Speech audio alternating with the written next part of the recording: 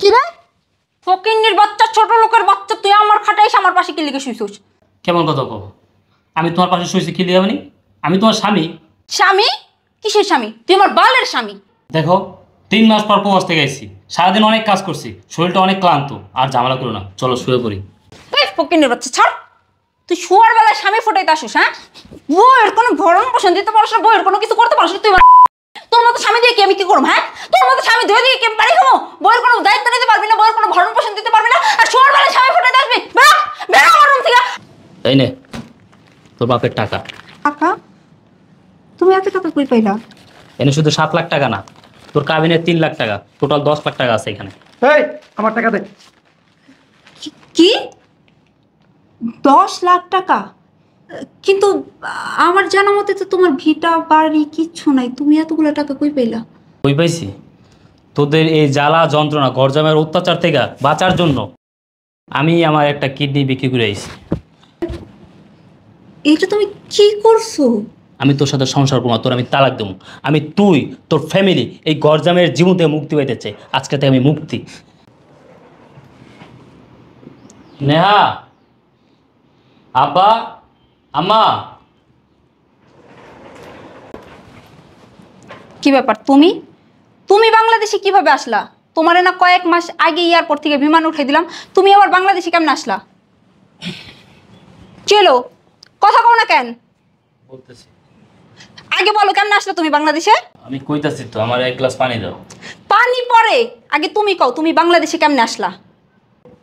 দেখো, বিদেশে তো পাঠাইছো, কিন্তু ওই জায়গায় যাওয়ার পর আমার যেই কাজ দিছে ওই কাজ আমি করতে পারিনি। আমার কনস্ট্রাকশনের কাজ দিছে, ওই কাজ আমি করতে পারি? ওই কাজ করলে ওই জায়গায় আমি মরে যেতাম। এই কারণে আমি দেশে আই করছি।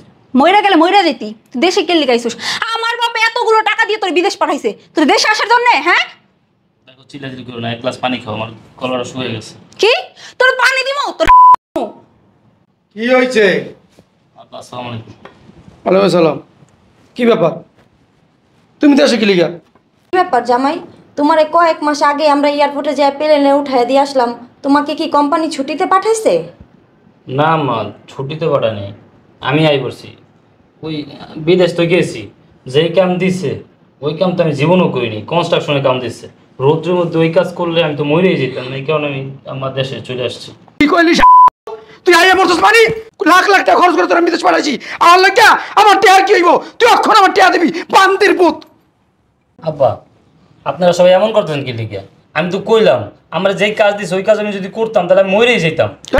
মরে যাইতি, মরলেও তো ভালো হইতো। মনটা বুঝে যাচ্ছে মরছস, লাখ লাখ টাকা খরচ করে তোর বিদেশ পাঠাইছি, ও আমার টেয়ার কি হইব? আব্বা আপনারা খালি টাকার চিন্তাই করতেছেন।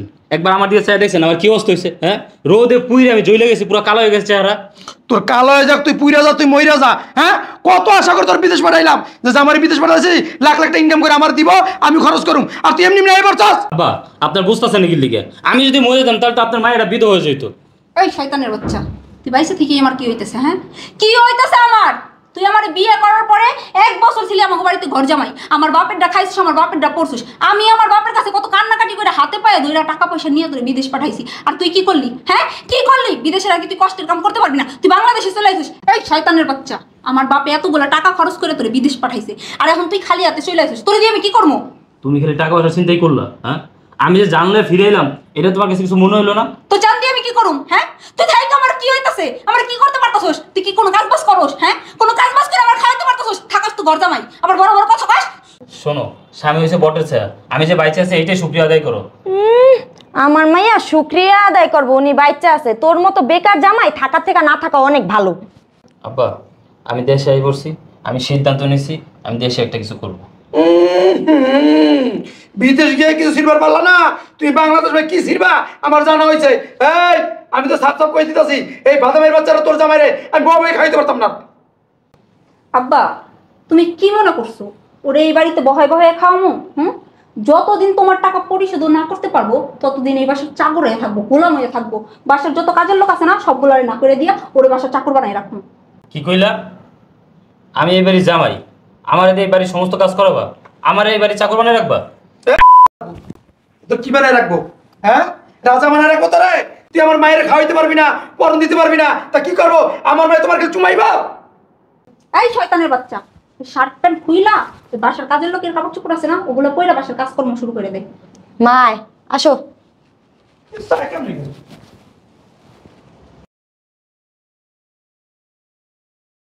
আর দেশে তো ভুলিল, কষ্ট করে প্রবাস হয়ে কাম করতাম তা ভালো ছিল।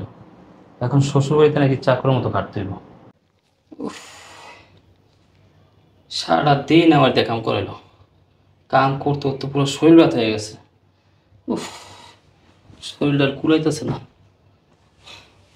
শালা বিদেশ থেকে আইয়া এখন শ্বশুরবাড়িতে কাম করে খাইতে হয়, কপাল আমার।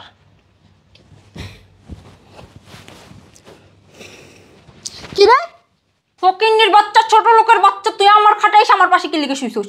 কেমন কথা কব? আমি তোমার পাশে শুয়েছি কি লিয়াবনি? আমি তোমার স্বামী। স্বামী? কিসের স্বামী? তুই আমার বালের স্বামী। আমি বুঝতেছি না তোমার ব্যবহার এমন কেন? হ্যাঁ, আমি তোমার পাশে শুনু না তো কই শুনু? এই ফকিন্নির বাচ্চা, তোর লগে কেমন ব্যবহার করবো? হ্যাঁ, কেমন ব্যবহার করবো? তুই এখন আমার রুমে থেকে বেরো, আমার রুম থেকে বেরো, তুই কাজের লোকের রুমে যাই ঘুমা। দেখো, আমি তোমার স্বামী, এবারই জামাই। কি?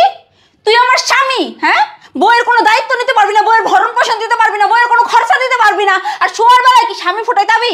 দেখো, 3 মাস পর প্রবাস থেকে আইছি, সারাদিন অনেক কাজ করছি, শরীরটা অনেক ক্লান্ত। আর ঝামেলা করো না, চলো শুয়ে পড়ি। এই ফকিন্নির বাচ্চা ছাড়, তুই শোয়ার বেলায় স্বামী ফুটাইতে আসিস? হ্যাঁ, বইয়ের কোনো ভরণ পোষণ দিতে পারছ না, বইয়ের কোনো কিছু করতে পারছ না, তুই তোর মতো স্বামী দিয়ে কি আমি কি করবো? হ্যাঁ, তোর মতো স্বামী ধুয়ে দিয়ে কি আমি পারি খাবো? বইয়ের কোনো দায়িত্ব নিতে পারবি না, বইয়ের কোনো ভরণ পোষণ দিতে পারবি না, আর শোয়ার বেলায় স্বামী ফুটাইতে আসবি? বেরো, বেরো আমার রুম থেকে। আর খবরদার আমার রুমে যদি তোকে দেখি তাহলে খুব খারাপ হয়ে যাবো। তুই আমার স্বামী সেদিনকে ফুটাই যাবি, যেদিন তুই আমার ভরণ পোষণ দিতে পারবি, আমার সম্পূর্ণ দায়িত্ব নিতে পারবি, ওই দিন স্বামী ফুটাইতে আসবি। তার আগে যদি তুই ফার্দার আমার সাথে শোয়ার চেষ্টা করিস, আমার কাছাকাছি আসার চেষ্টা করিস, ওই দিন খুব খারাপ হয়ে যাবো। বেরো, বেরো আমার রুম থেকে, কাজের লোকের রুমে যেয়ে ঘুমাবি তুই। শয়তানের বাচ্চা, স্বামী ফুটাইতে আইছে, স্বামী গলা হয়ে পড়ছে, বইয়ের কোনো দায়িত্ব নিতে পারবো না, বইয়ের কোনো ভরণ পোষণ দিতে পারবো না, স্বামী ফুটাইতে আইছে, শয়তানের বাচ্চা। রুবেল, হ্যাঁ রুবিল্লা, জি আব্বা। কই থাকস?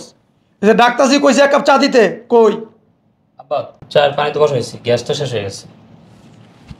গ্যাস শেষ হয়ে গেছে, তার গ্যাস আনলি নাকি লিখা? বাসাবে মরো তুই? আব্বা, এটা আপনি কেমন কথা বলেন? আমি আপনার জামাই। হে জামাই থাকে, ঘর জামাই আবার জামাই ফুটাইছে। তোমার সারাদিন কামরা কি বাসায়? হ্যাঁ, তোমার কি বসায় বসায় খাওয়ামো আর বাতাস করমো? আম্মা, বাতাস করতে করতেছেন? হ্যাঁ, আমি আপনাকে জামাই, প্রবাসে আওয়ার পরে আপনার আমার সাথে খারাপ ব্যবহার করতেছেন। হ্যাঁ, সারাদিন কাজ করাইতেছেন, গায়ে তুলতেছেন, সারাদিন হুকুম চালাইতেছেন, রাত্রে আপনার মায়ের লাগে শুইতে গেলে খাটের লাত্তি দিয়ে ফালাই দেয়। তা আমি কিছু বুঝতেছি না কিছু। বুঝোস না আনো? তোর আমার মেলা লাথি দিব না কি করবো? তোর চুমা দিব? হ্যাঁ, এই তুই যে জামাই ফুটাস, তুই কি আর জামাই?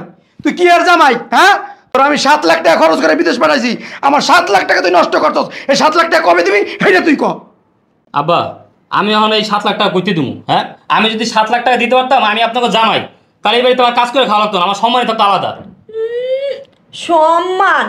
ওনারা সম্মান দিতে হবে, উনি জামাই আমাদের বাড়ির, বুঝছো?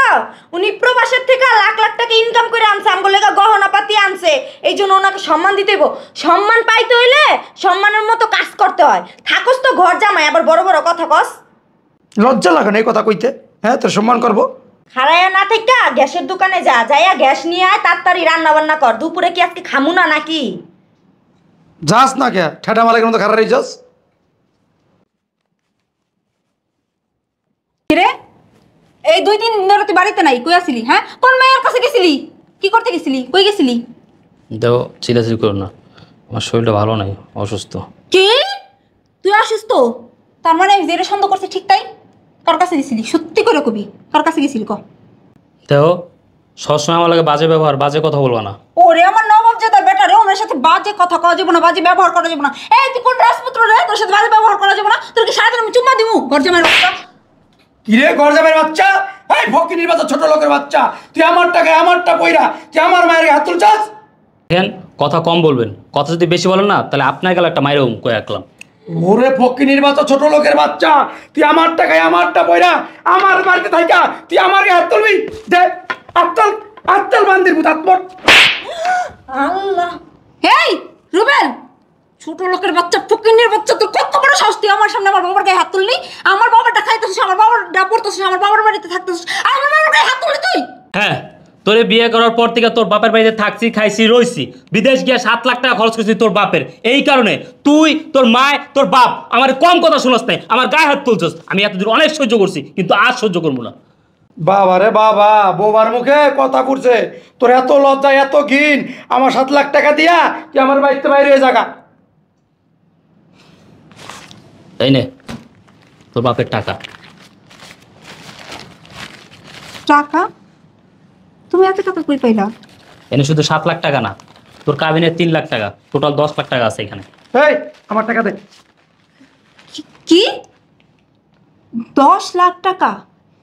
কিন্তু আমার জানা মতে তো তোমার ভিটা বাড়ি কিচ্ছু নাই, তুমি এতগুলো টাকা কই পাইলা? কই পাইছি? তোদের এই জ্বালা যন্ত্রণা গরজামের অত্যাচার থেকে বাঁচার জন্য আমি আমার একটা কিডনি বিক্রি করে আইছি।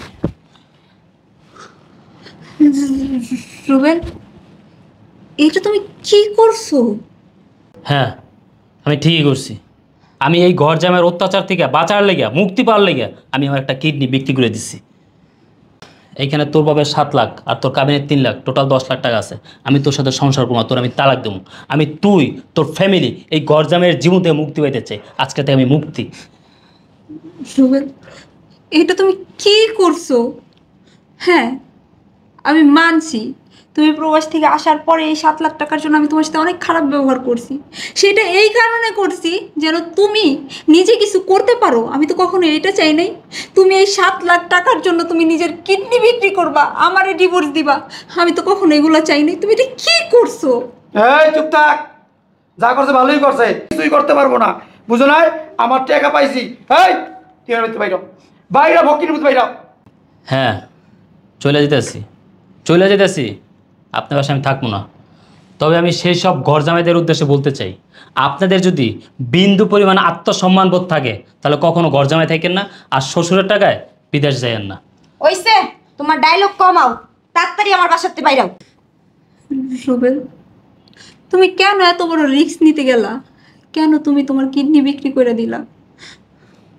যে স্ত্রী তার স্বামীর পাশে শুইতে দেয় না, লাত্তি মেরে খাড়াতে ফালাই দেয়, ওই স্বামীর তো মইরা যাওয়া ভালো। আমি তো কিডনি বিক্রি করছি। রুবেল,